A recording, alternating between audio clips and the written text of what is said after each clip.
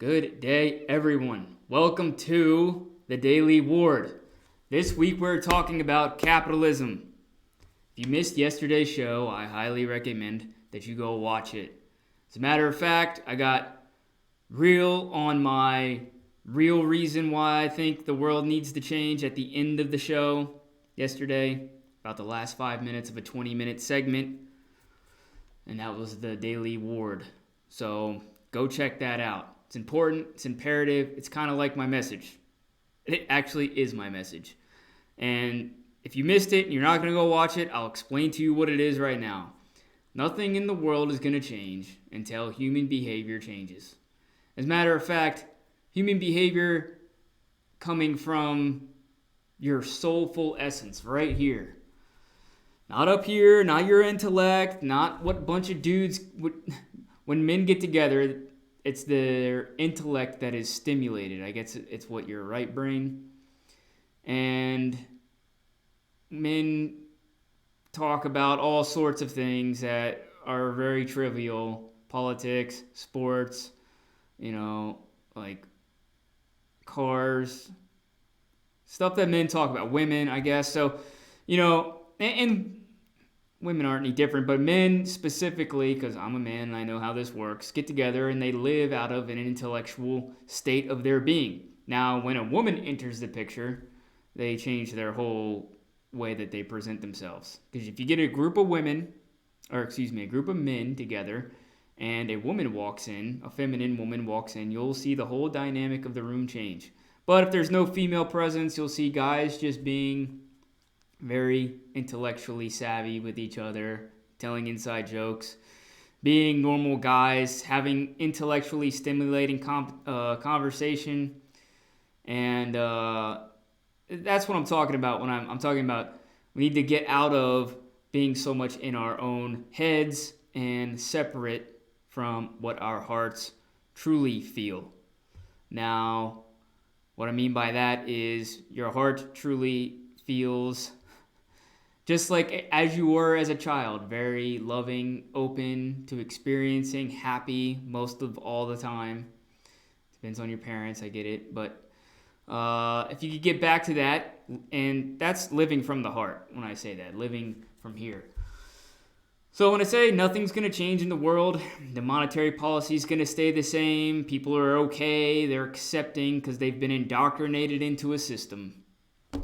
And it's unfortunate because generation after generation it's been now, very little change has taken effect. Now, people are trying to change things in the United States for the worse. I believe for the worse.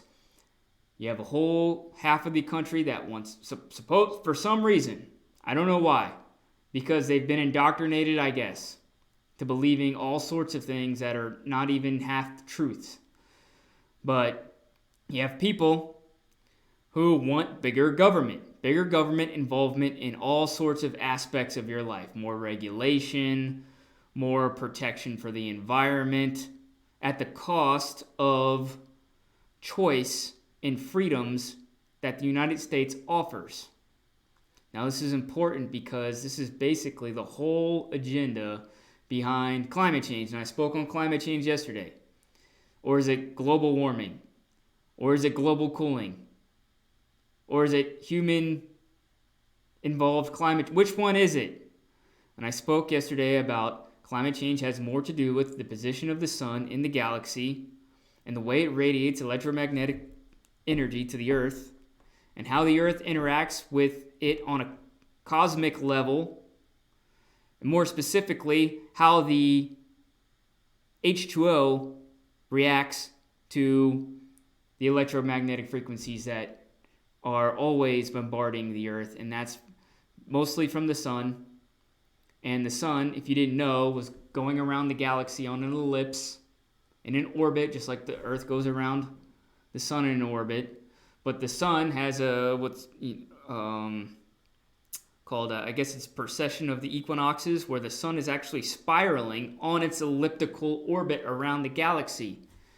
And it takes like 128 billion years or something, some astronomical number like that, for the sun to go one full orbit around the Earth. But the sun also goes on a spiral on the orbit. And the planets actually get pulled with the sun's gravitational pulling, moving through the galaxy, right? So what happens is you have the sun moving through the galaxy at a very high rate of speed. We just don't realize it. And it's pulling the Earth and the rest of the planets with it. Gravitation. It's pretty amazing. Gravity. Magnetics. It's awesome. Study it.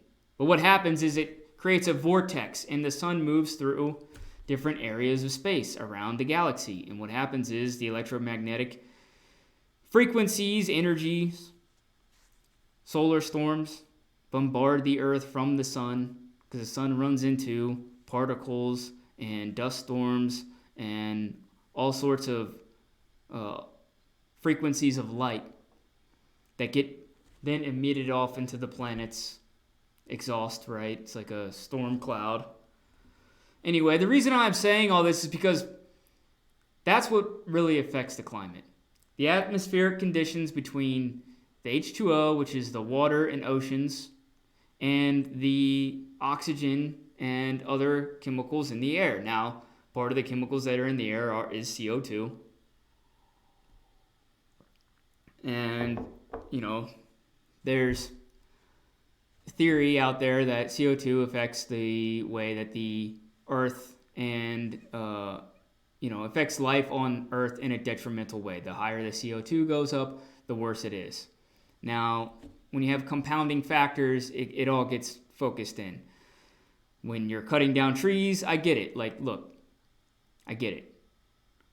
Cutting down trees, China, India, Africa, Russia, countries that have very little environmental regulation pump out CO2 into the atmosphere. And a overwhelmment of that gas could have an effect. But it's still very low on the parts per million basis in cubic meters of atmosphere. Anyway, the reason why I'm saying all this is because there's a narrative to push climate change to encapsulate bigger government into our lives. And what do I mean by that? Encapsulate. I mean bigger government's going to come down if certain factions of political parties in the United States get elected. Now, these people always seem to have the answer. It's plastic straws, it's hamburgers, it's plastic bags, it's this or that. Look, the plastics I've seen plastic in the ocean. I've seen trash I spent 8 years on the ocean. I can tell you all about it. I've seen pollution in the ocean. I know it exists. I'm not turning a blind eye to that. A lot of the pollution, the plastics that are in the ocean, come from 7 of the 9 major rivers in the world, and those are not in the United States. Now, everybody pollutes as far as country if you go per capita basis, but the United States is very low. Emission standards are pretty stringent here. As far as the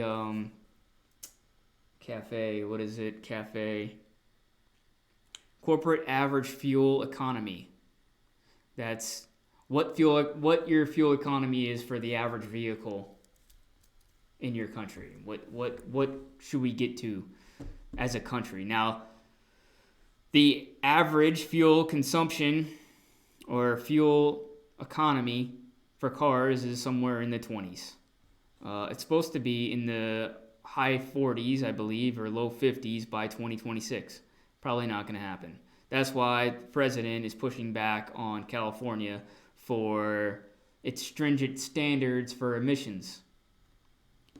Because they're increasingly getting higher each year until 2026, where cars in California are supposed to be at 50, I believe it's 54 miles per gallon. Every car that gets sold. I just don't necessarily see that really happening.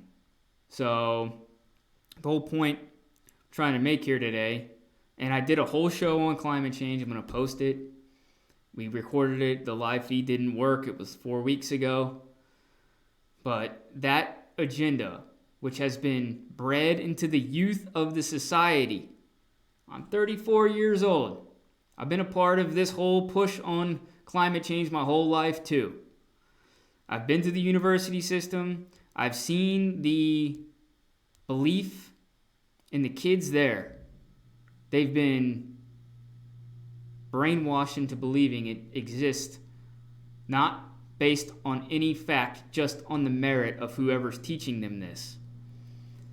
So the real story, I would highly suggest that you do your research, especially studying atmospheric physics. There's a bunch of professors that are very highly known that get shunned, that have worked on this argument of climate change not necessarily really existing for 30, 40, 50 years. So, I would take it from them, and you don't never see them on the news.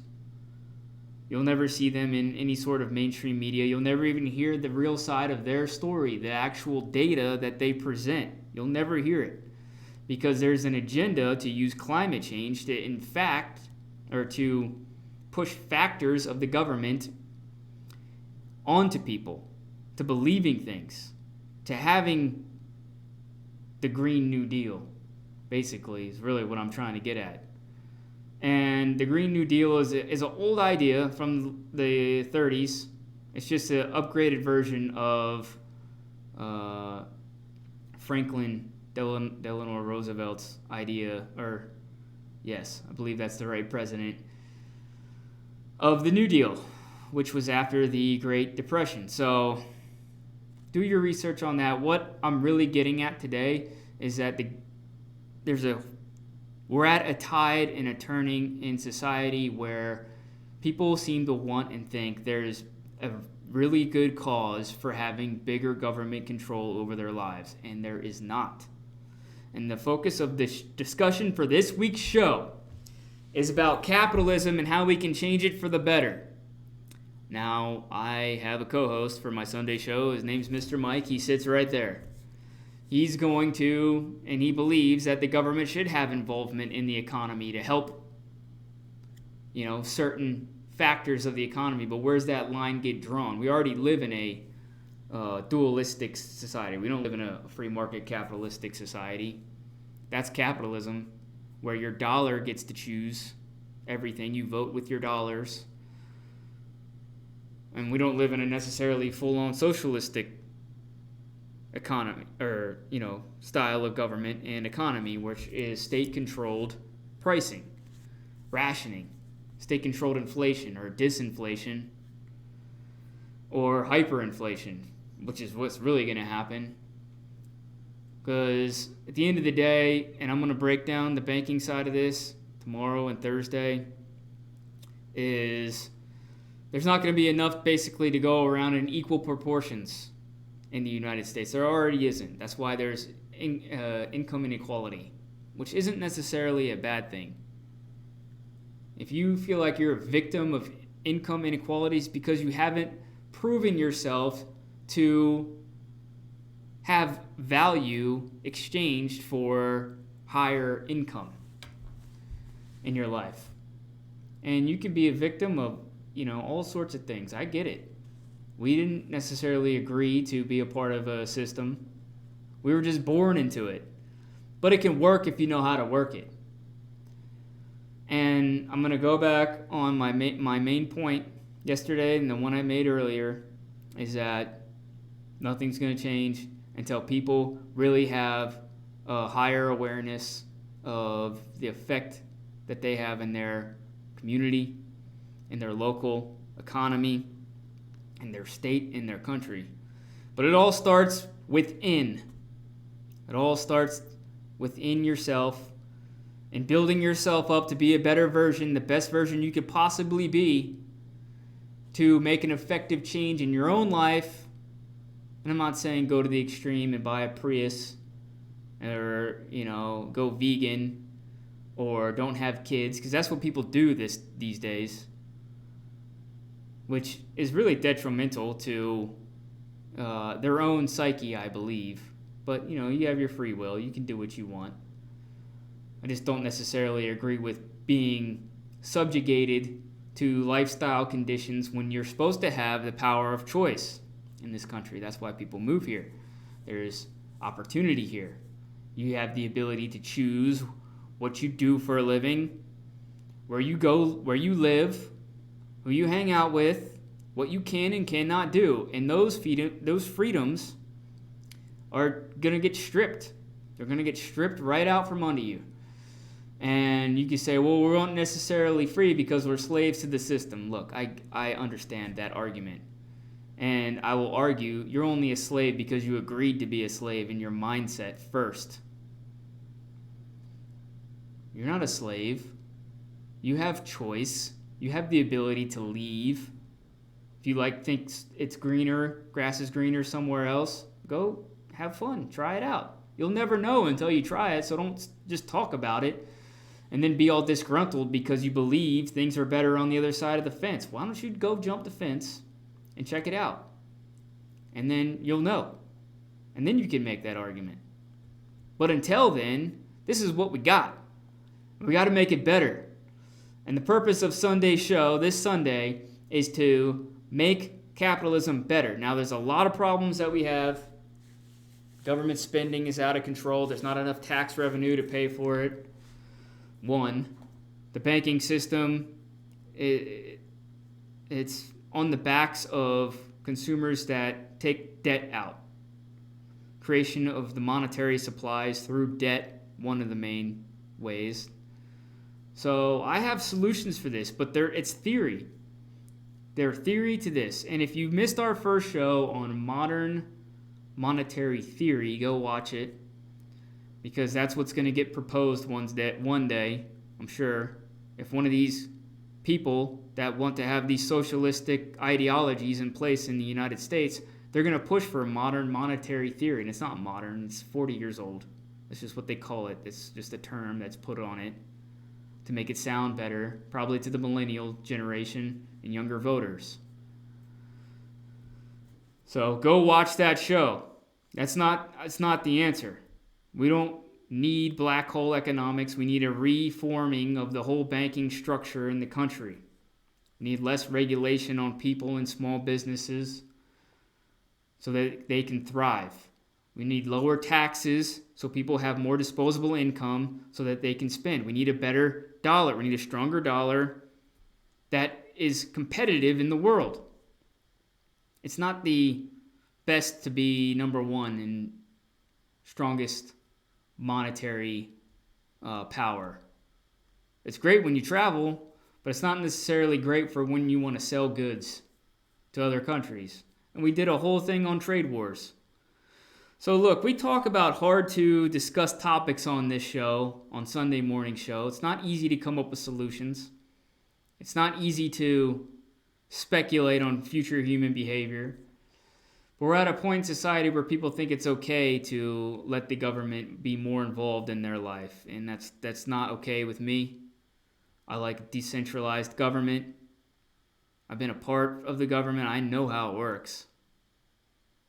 They'll start to have all sorts of experiments, social experiments, experimentation happen.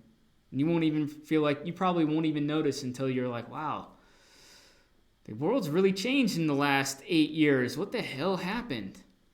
It'll just dawn upon you one day, and you'll be like, this sucks. This blows. I want out of this. And that's how it's going to go down. So I'm going to come back tomorrow and talk about what I like to talk about, which is economics, and, it's boring. I get it. I'm going to make it fun. No, I'm not. I'm not going to make it fun. I'm going to try to make it fun, but look, to change the world for the better requires less government involvement in our life. People are coming online, getting in tune more and more day by day, and we have the ability to make measured change happen without having more government involvement. That's going to be my message for the day, for the week, for the year, next year, probably a few years after that. Because once the government really starts to take over, people are going to flee. There's going to be pricing controls. That's what modern monetary theory is all about. Got to have a way to pay for all these incentivized programs that cost trillions and trillions of dollars. So these types of messages resonate with you. Thank you so much for joining. I appreciate you. Please come back tomorrow. I'm coming on here day in and day out, Monday through Thursday on the Daily Ward. This has been the Daily Ward for today. And I would like to say, for real, the real reason why I'm coming on here daily is to push content on the Ward Room Live channel, because we have about 13 subscribers and we're looking to get more because we have good, healthy debates on the Sunday morning show. And it's a live show, so please show up and interact with us. There's Q&A, ask a question. That's all I got for today. So thank you all. Hope to see you back here again. Definitely on Sunday, but tomorrow and Thursday as well. So